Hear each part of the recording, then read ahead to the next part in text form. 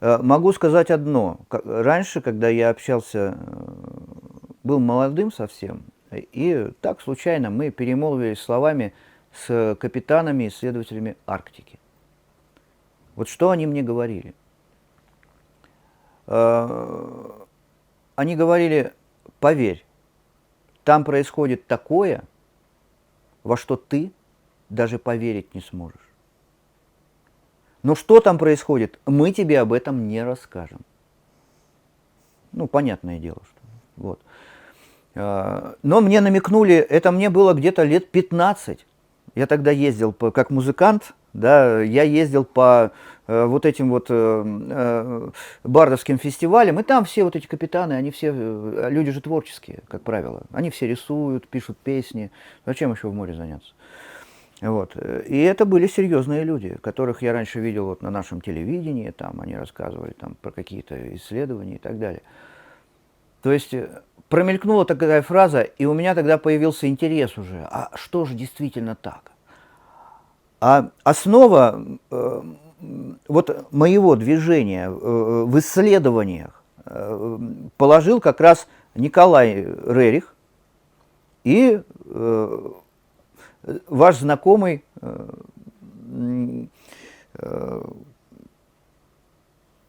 Эрнст Евгафтович Мулдашев. Я начал с его книг. И мы всей семьей прям исследовали, как чего вот Мулдашев написал. И потом я начал уже осознанно смотреть вокруг себя, на мир, вот, который меня окружает, что же действительно не так. Да, вот. И многие вещи, благодаря вот этим книгам, началу какому-то, они и в моей жизни отразились так, что я начал осознанно уже смотреть на мир вокруг меня. Чего я и вам желаю, собственно говоря, потому что вы должны внимательно наблюдать за тем, что вас окружает.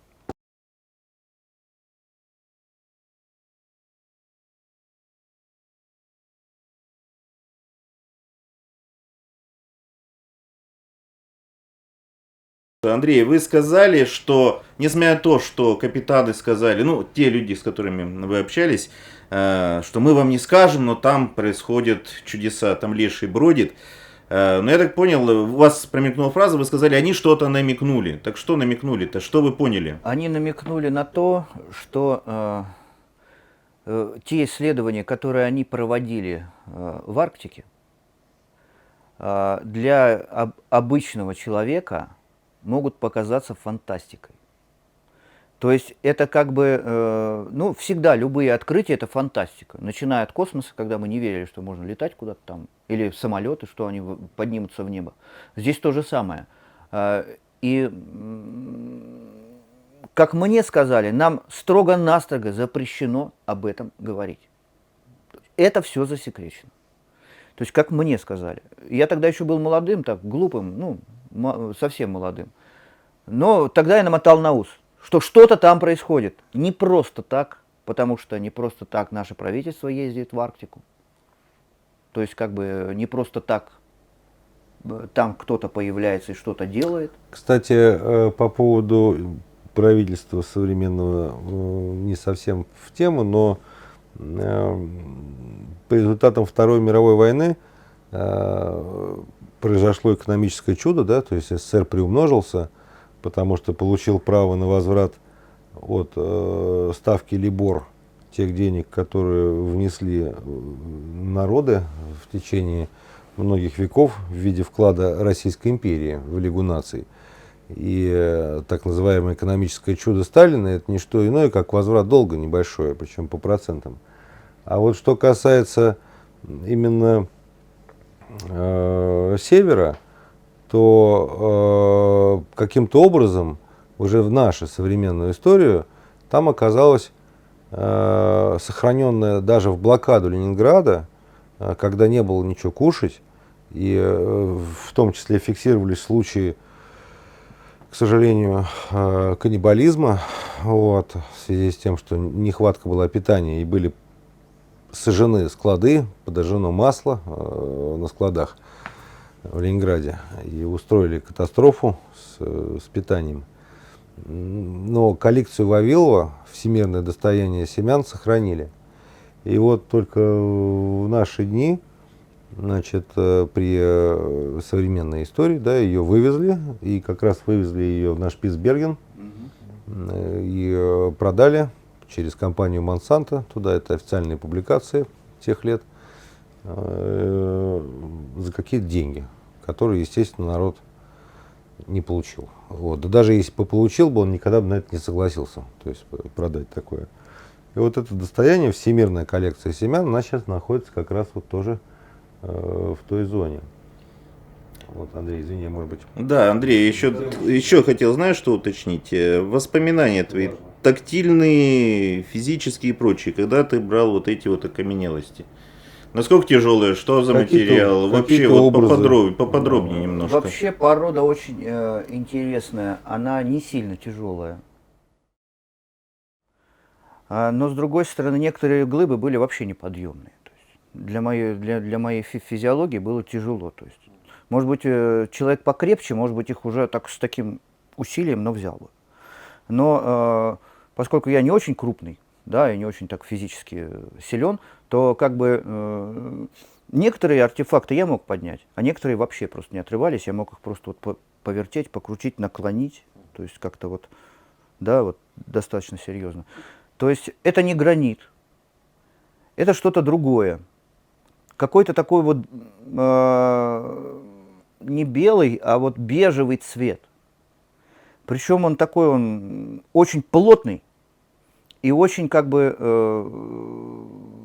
видно, что структура, она уже настолько окаменела, что, ну, там ее сложно как бы сказать, что это слепок чего-то там еще, там фейк или так далее. Нет, это реальная окаменевшая структура, то есть как бы, которую я держал в руках. И такое ощущение было, сейчас вот говорят, вот сейчас проматывая вот это время, это было похоже на гранит. И он такой вот был, как бы вот кристаллически, да, вот созданный.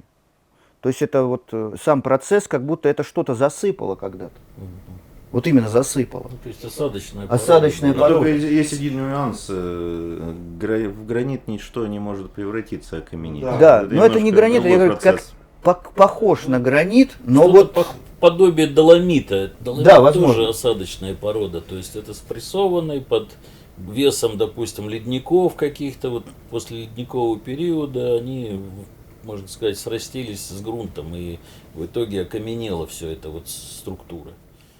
Но я могу точно сказать, что по своим ощущениям, как я вырос на севере и что я чувствовал вот все эти годы, что тут была какая-то древняя цивилизация.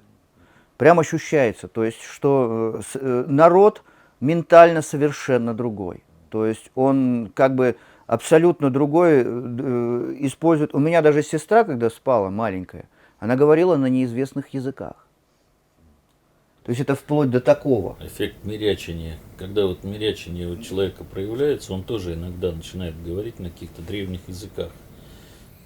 И то есть это все там очень серьезно. Вот что касается моих наблюдений по энергетике, она там бешеная. То есть скорость распространения вот этих вот энергетических потоков, которые идут информационных, она просто сумасшедшая. То есть для тебя это кажется, ну, нормально, ты привык. А вот если бы я сейчас туда приехал и начал за этим наблюдать, когда пожив какой-то сколько-то лет здесь, да, практически уже больше 21 года, то я, получается, что я бы уже не смог бы их реально воспринимать, потому что теряется вот эта вот восприимчивость к этой энергии, которая проносится на севере. То есть что-то там не просто так, и что-то там хранится такое, о чем трудно рассуждать просто так. Не зря туда вот это Аненербе полезло к нам на Кольский полуостров. Не зря оно там оказалось. И многие те, кто являются старожилами города, намеренно умалчивают о том, что там есть. То есть как бы и это там находится под строжайшим запретом. То есть вплоть до того, что человек, который там живет, его могут просто арестовать. На уровне, на таком вот муниципальном уровне. То есть как бы... Поэтому народ не говорит ничего никому где он там что увидел? Хотя артефактов огромное количество даже на самом... Вот недалеко от города, если взять радиус там 30 километров, вы можете найти такое количество, что просто вы столько не найдете даже во всю излаженном этом Крыму. Андрей, приведите некоторые примеры. Вы же ходили, вы же эти артефакты видели лично. Да, вот, допустим, один раз в своей жизни я встретил настоящий камень, который самый называют, ой, ё-моё, как же он называется-то? Сейчас я вспомню.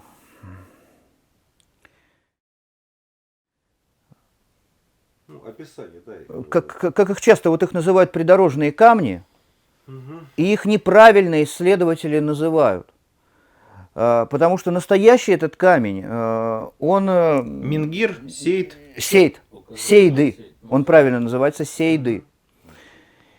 И настоящий сейд, он возникает перед человеком. Огромный камень. И если вы громко закричите или сделаете громкий звук, он исчезает. Вот это настоящий сейд. А вот то, что они сейчас вот придумали, что вот это называть, вот эти вот придорожные камни-указатели, которые на одном камешке стоят, это не то. Настоящий сейд – это другое. И так же, как мне рассказывали на севере, что если умирает шаман,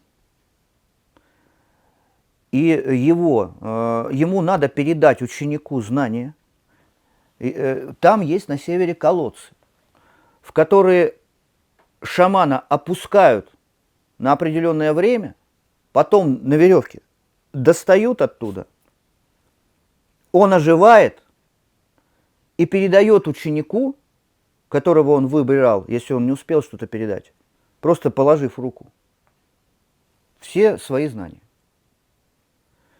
То есть есть и такие вещи. Шамана мертвого опускают? Мертвого. То есть уже умершего, если он не успел передать знания. То есть это вот бытует вот на севере, как раз в их легендах, в том, о чем мне рассказывали. Вообще у самов очень много интересных рассказов, которые у них в народе прям из поколения в поколение передаются. Я многим вот детям советую, «7-летний стрелок из лука» есть книжечка для вот женщин и детей, как раз вот найдите в интернете, она есть в PDF формате. Это была наша детская настольная книга, там, то есть рассказывали про племя маленьких людей, которые жили в скалах, и иногда они выходили оттуда. Их, по-моему, чакли называли. Чахкли. Да, Чахкли, да, они назывались. Вот.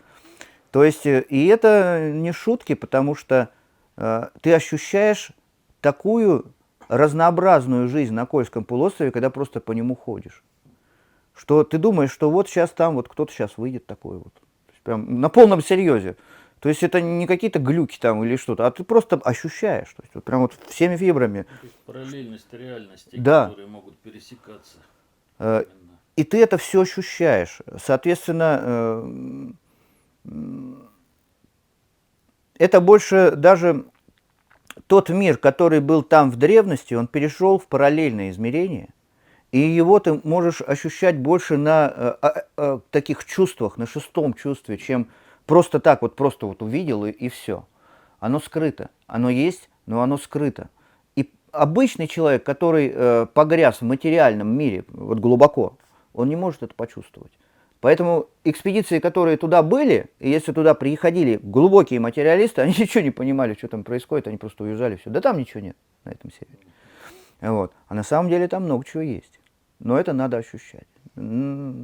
Поэтому не обо всем можно рассказать, как говорится, вот предоставьте нам доказательства. Ну как можно предоставить доказательства, если это нельзя измерить никакими приборами? Но это есть. Вот. Соответственно... Ну как, вот ты же привел пример конференции, да? Да, конференции. То есть есть да. некоторые артефакты, которые все-таки периодически там по 5 пароходов собирались. Да. И еще при Российской империи археологическая комиссия собирала на севере отдельные экспедиции и завозила в Санкт-Петербургскую академию это все, и сейчас до сих пор это хранится там частично в общем доступе. Вот. А то, что ты говоришь касательно древней рунической культуры, я бы ее так сказал, назвал, не славянской, да, а где вот эти древние были руны, технологичные окаменелости приборов каких-то, да, гиперборейская культура, Да.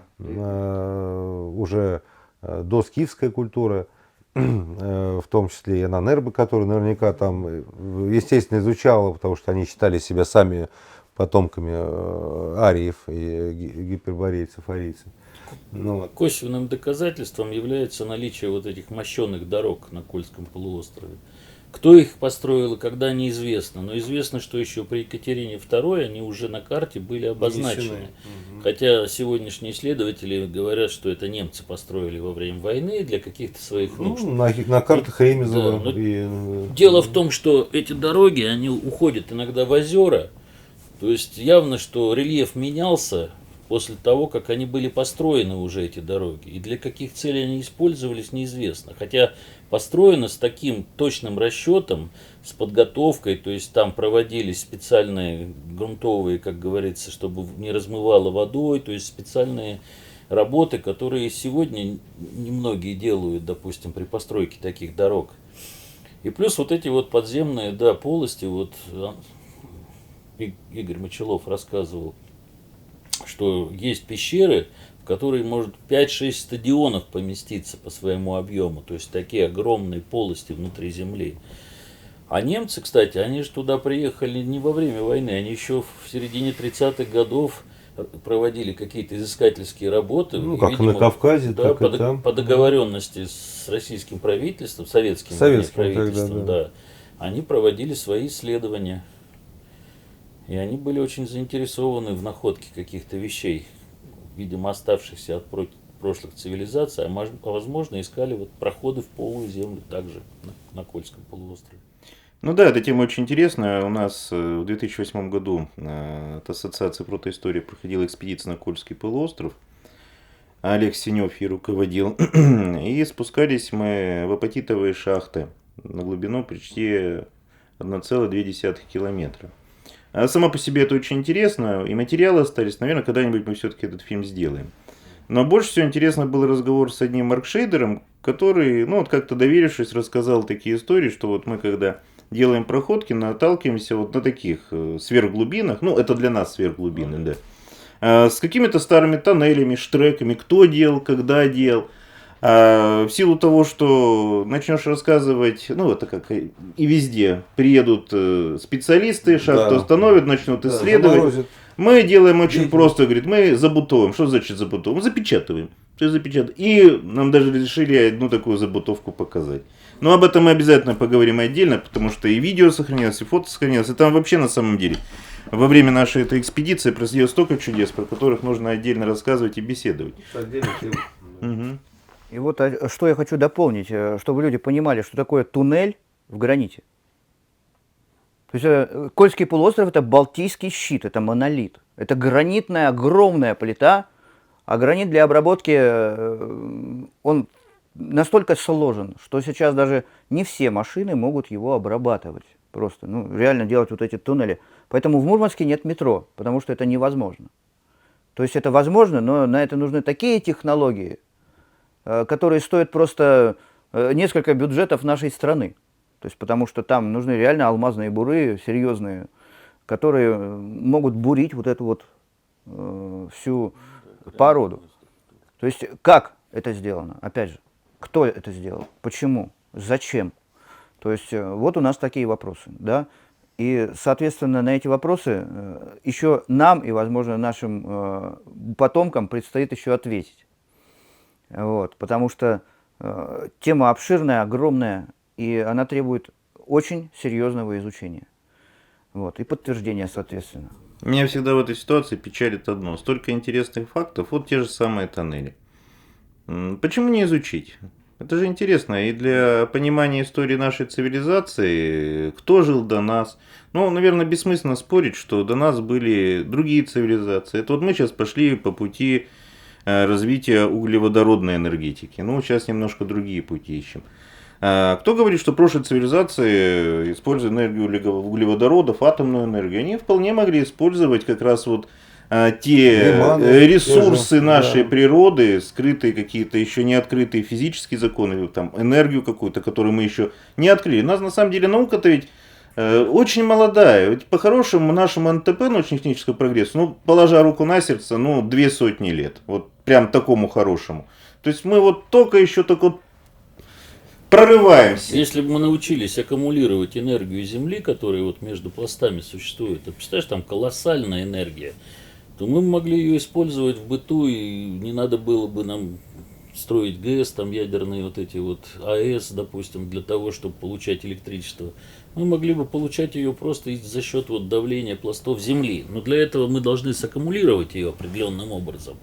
А она же неравномерна, нелинейна, то есть мощность ее рассчитать очень сложно. Сегодня она такая, а завтра она может возрасти в 1000 раз.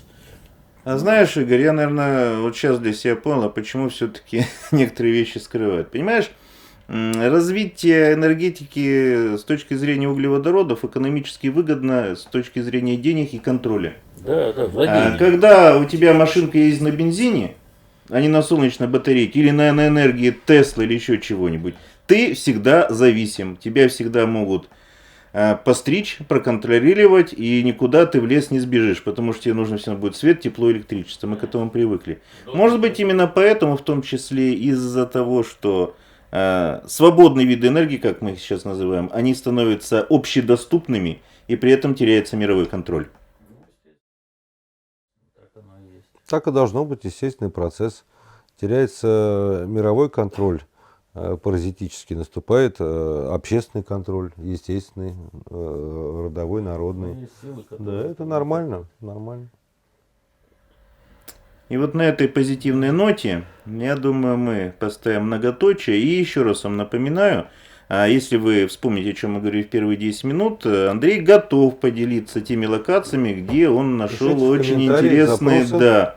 И земляки, ребята, которые... Поэтому, если кто-то найдется в Мурманске, Да, кто будет подключайтесь, готов... подключайтесь, не бойтесь, как я могу вам сказать, потому что мы, северяне, люди смелые, и пора прекратить, как говорится, писать под себя, а начать делиться какими-то вещами, которые, в принципе, не стоит, ребят, скрывать, потому что это наша с вами культура, традиция, или ее просто закроют, и наши дети об этом просто знать не будут больше. Да, и будут делать нас опять Иванами, не помнящими Да. своего родства, и без выводов из наших отцов и дедов. Да? То есть заново проходить нашим детям наши ошибки, наших пап и наших дедушек. Про хибины рассказывать не будем, про инсектоидов, которых там нашли. Знаешь, Игорь, инсектоиды — это отдельная интересная тема, про нее надо поговорить, потому что она на самом деле достаточно широкая, и если мы с тобой начнем сейчас говорить про инсектоидов, нам надо тогда вспомнить и мексиканские мумии, и опять вернуться к Алешеньке, и вспомнить вот этого атакамского карлика, которых на самом деле было несколько, и все другие. Ты знаешь, вот ты правильную тему задал, я думаю, мы, кстати, про инсектоидов уже говорили в прошлых наших выпусках, но можно повторить и дополнить, потому что, во-первых, сейчас появилось очень много новых данных по этим мумиям мексиканских, которые сейчас пытаются закатать в асфальт, сказать, что это все ерунда. А с другой стороны, появились новые находки, о которых тоже можно поговорить. Да. Но мы можем как бы записать нашего друга Антона Анфалова, который сейчас, к сожалению, в Канаде находится. Удаленно? Да, удаленно. Потому что он обладает большим пластом этой информации.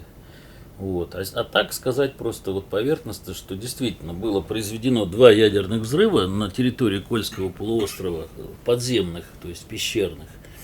После чего у многих вот местных жителей пропал вот этот эффект мирячения.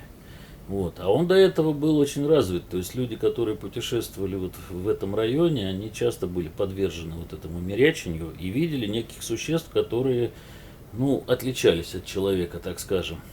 А потом вот к нам в руки попал доклад, который создавался в течение 20 лет, изучали в нашем НИИ, который занимается как раз изучением насекомых, то есть там энтомологи в основном проводили исследования. То есть существа, которые, ну, может, чуть меньше размером, чем человек, но вся его структура, она как у насекомого, то есть различные органы, все это описано на докладе, там, по-моему, на 17 страниц. Вот, в интернете он есть, этот доклад, сугубо научным языком все написано. И поэтому, в общем-то, ну, со счетов вот такие сведения нельзя сбрасывать. Тем более информации уже достаточно много просочилось. И почему-то эта информация считается самая как бы закрытая. Почему-то вот мало кто про это хочет говорить. Ну, мы если возьмем любой мифологический, скажем, любую мифологию любой страны, всегда найдем упоминание каких-то странных подземных жителей, странных существах, странных контактах и необычном общении. А человек существо такое, если он чего-то не увидит, ему достаточно сложно придумывать нечто новое, не базируясь на чем-то уже известном или слышанном. Поэтому об этом мы обязательно поговорим. Оставайтесь с нами, дальше будет интересно, а мы пойдем пить чай. Спасибо. Спасибо. Всего До свидания.